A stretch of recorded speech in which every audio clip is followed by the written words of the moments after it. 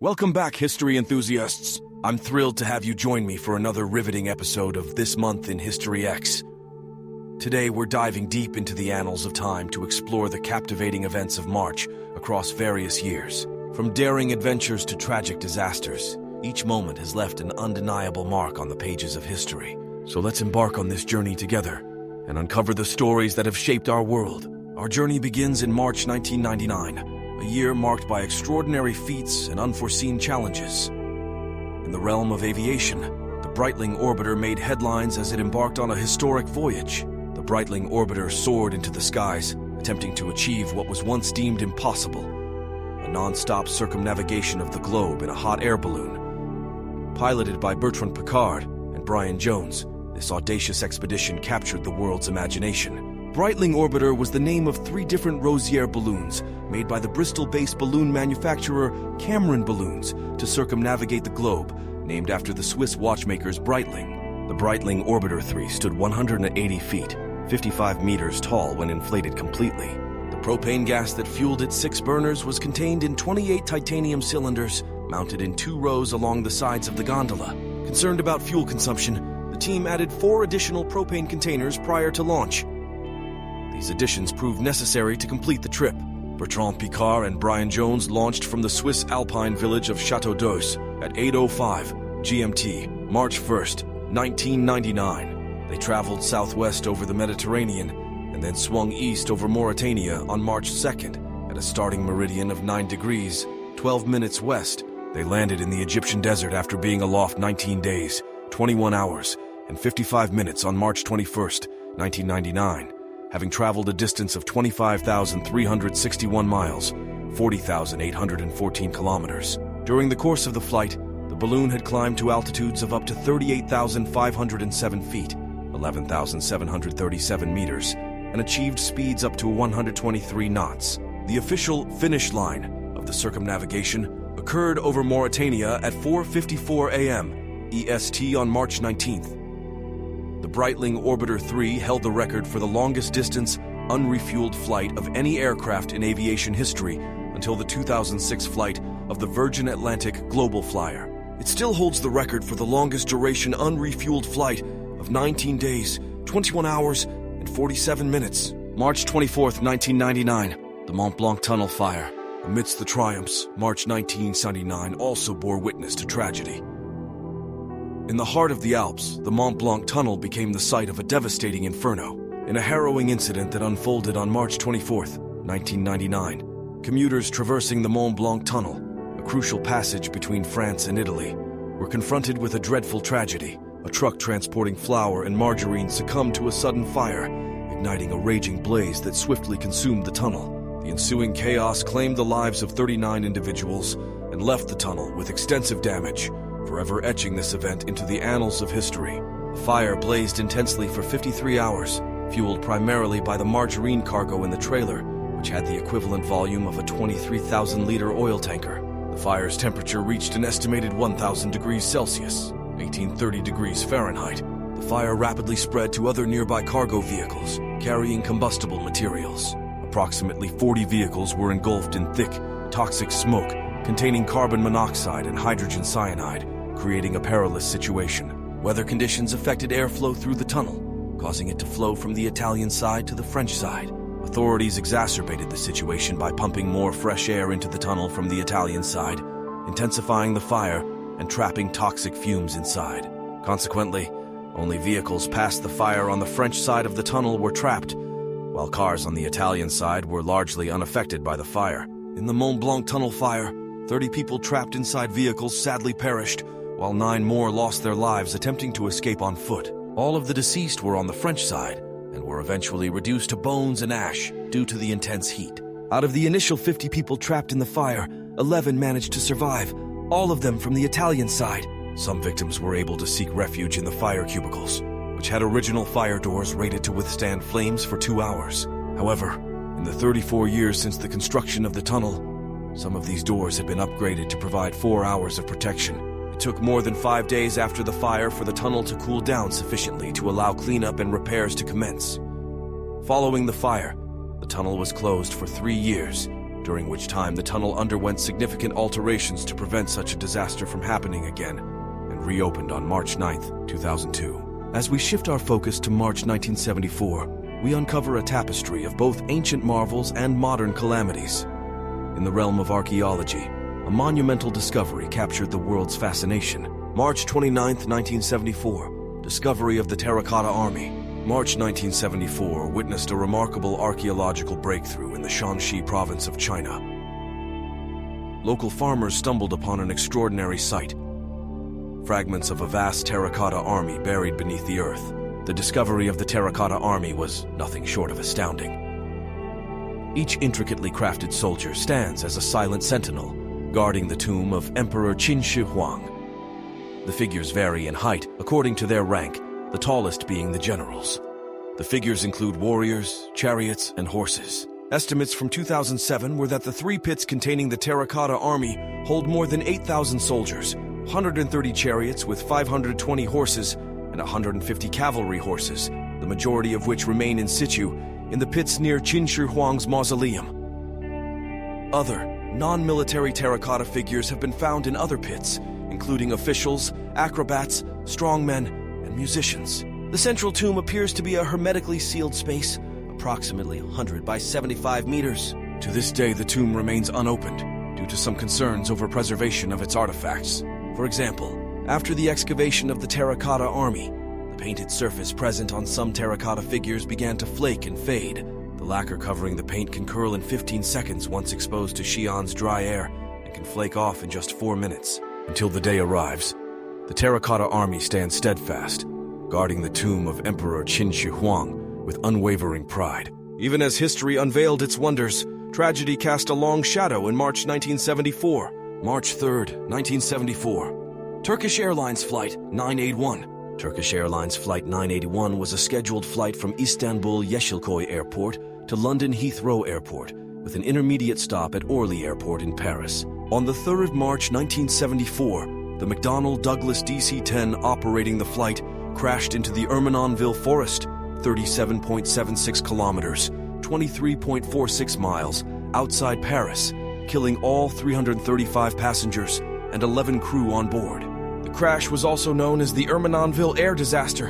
Flight 981 was the deadliest plane crash in aviation history until 27 March 1977, when 583 people died in the collision of 2 Boeing 747s in Tenerife. It remains the deadliest single aircraft accident without survivors, the second hull loss, and the deadliest accident involving the McDonnell Douglas DC-10, and the deadliest aviation accident to occur in France. The crash occurred when an incorrectly secured cargo door at the rear of the plane burst open and broke off, causing an explosive decompression that severed critical cables necessary to control the aircraft. To maximize the working space within the cargo hold, the cargo doors opened outwards, making them vulnerable to being forced open at high altitudes under normal in-flight pressure. To prevent this, a special latching system was used that locked shut under pressure when properly closed. To ensure the latches were properly positioned, a handle on the outside of the door pressed small metal pins into the latches. If the latches were in an improper location, the pins would not align and the handle would not close. However, the handle on DC-10 cargo doors could close despite the latches being in the wrong position, a discovery made after previous services, most notably during the incident involving American Airlines Flight 96 in 1972. The loss of Turkish Airlines Flight 981 was a wake-up call for the aviation industry. It underscored the critical importance of rigorous safety protocols and meticulous engineering. March 31st, 1949, Dominion of Newfoundland. Our journey now takes us to March 1949, a pivotal year defined by transitions and transformations on both local and global scales. On March 31st, 1949, the Dominion of Newfoundland stood at a crossroads as its citizens weighed the prospect of joining the Canadian Confederation or remaining under British colonialism.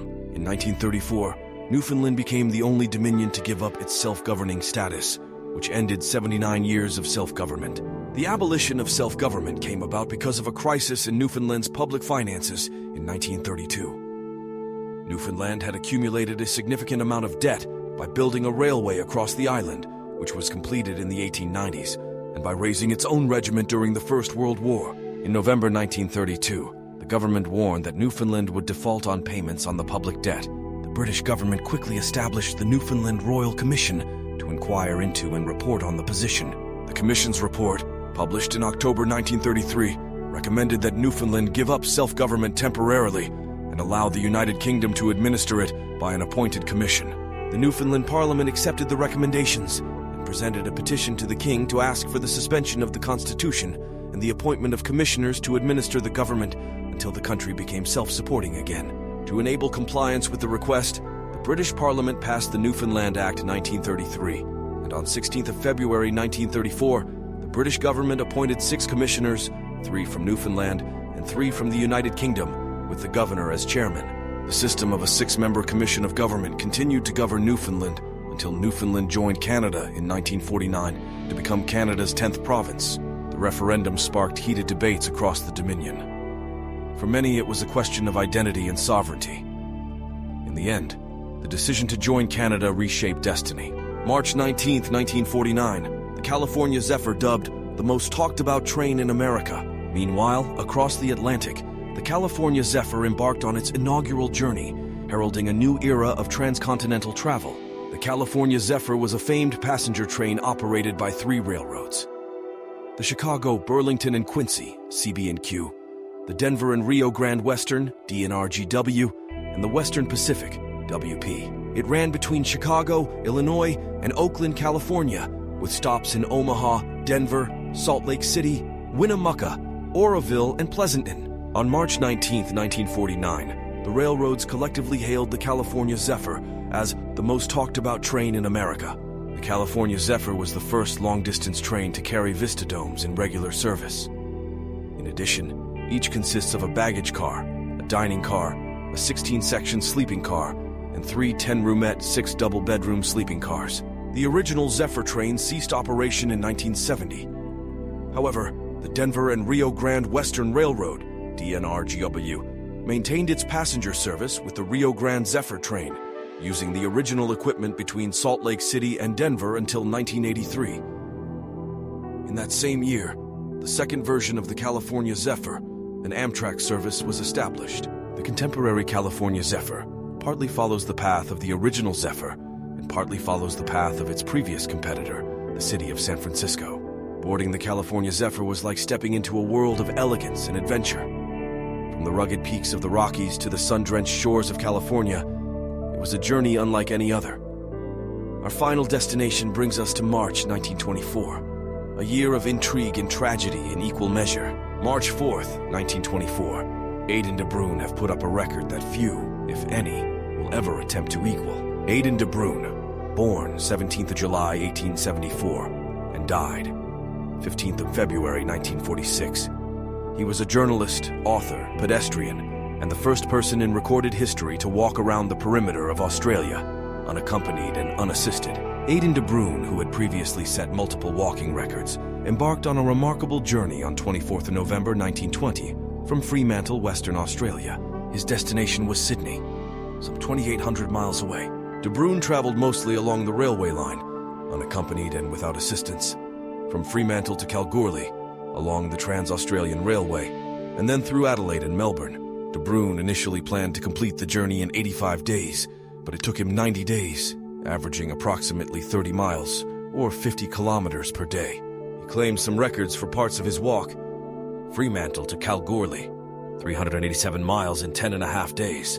Across Western Australia, Fremantle to Deakin, 841 miles in 24 days. Kalgoorlie to Port Augusta, via Trans-Australian Railway, 1,051 miles in 46 days. Nullarbor Plain, 400 miles in 11.5 days. Fremantle to Adelaide, 1,710 miles in 52 days. Fremantle to Melbourne, 2,199 miles in 68 days.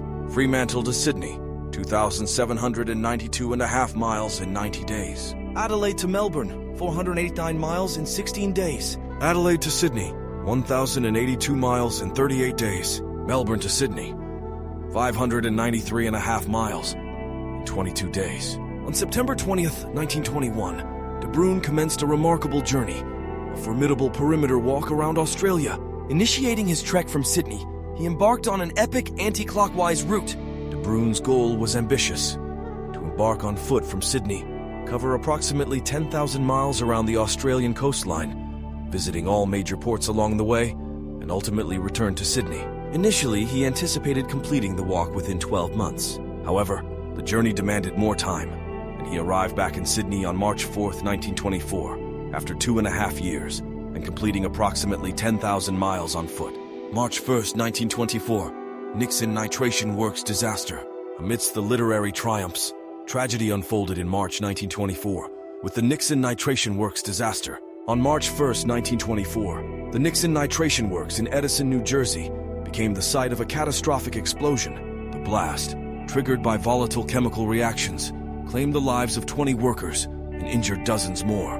The aftermath of the disaster cast a pall over the community, highlighting the dangers inherent in industrial pursuits. The Nixon Nitration Works, which included a number of plants, covered about 12 square miles on the Raritan River, near New Brunswick, in what was then officially known as Raritan Township, later changed to Edison, and unofficially known as Nixon, New Jersey. It was created in 1915 by naval architect and industrialist Lewis Nixon to supply some European nations with gunpowder and other materials for World War I. When the war ended, its facilities were put to broader uses, involving other explosive materials. The disaster began when ammonium nitrate in the Ammonite building exploded. Windows for a mile around the scene were broken inward, and doors were blown from their hinges.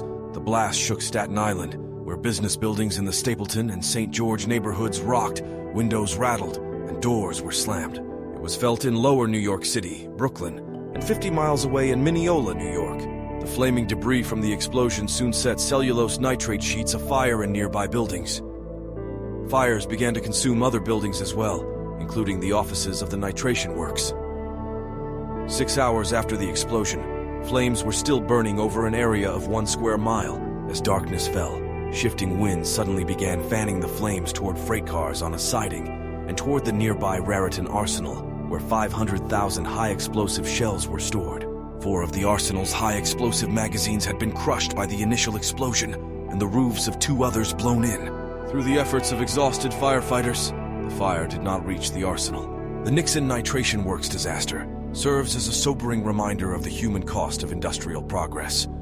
It underscores the need for stringent safety measures and vigilant oversight in hazardous workplaces. As we draw the curtains on another episode of This Month in HistoryX, we're reminded that the past is not merely a collection of dates and events.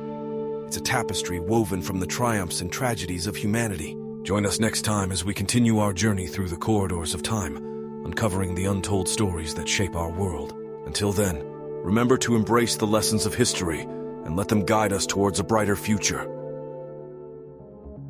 In the grand narrative of humanity, we are all connected, bound by the shared threads of our history. So let us remember the lessons learned, the bridges built, the battles fought, and carry them forward with courage and hope as we write the next chapter of our shared story. HistoryX reminds us that time is not a linear path, but a tapestry woven with threads of the past, present, and future. Until next time, stay curious, stay skeptical. Most importantly, never stop questioning. Remember to like, subscribe, share, and comment below.